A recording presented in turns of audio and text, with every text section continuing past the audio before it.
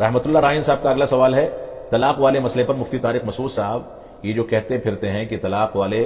مسئلے پر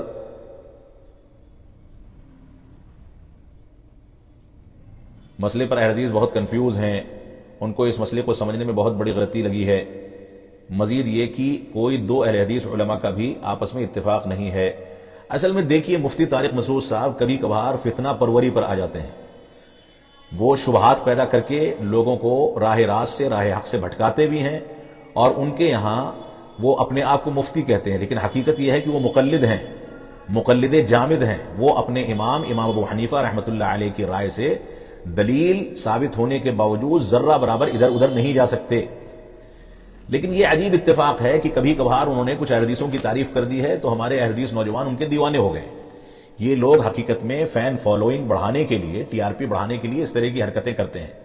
یہ جو باتیں کرتے ہیں، طلاق کے مسئلے پر انہوں نے باتیں کی، تراویح پر انہوں نے 20 رکعات کا دعویٰ کیا، یہ سب دعوے فضول ہیں، جھوٹے ہیں، اور ان لوگوں کو ڈرنا چاہیے اللہ رب العالمین سے کہ یہ سنت کے خلاف اس طرح کی باتیں کرتے ہیں۔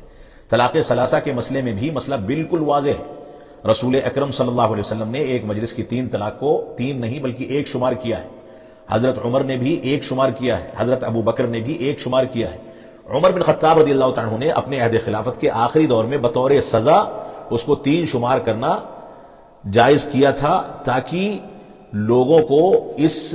چیز میں جلد بازی کرنے سے باز رکھ سکیں۔ لہذا آج بھی کوئی حکومت یا خلیفہ ایسا ہے، اگر وہ دیکھتا ہے کہ طلاق کے واقعات بڑھ گئے ہیں تو اس طرح کا فیصلہ لے سکتا ہے، لیکن شریعت جو ہے وہ یہی ہے، اس پر قرآن و سنت کے سارے دلائل ثابت ہیں کہ ایک مجلس کی 3 طلاق 3 نہیں بلکہ 1 ہوگی۔ مفتی طارق مسعود صاحب حنفی مفتی ہیں،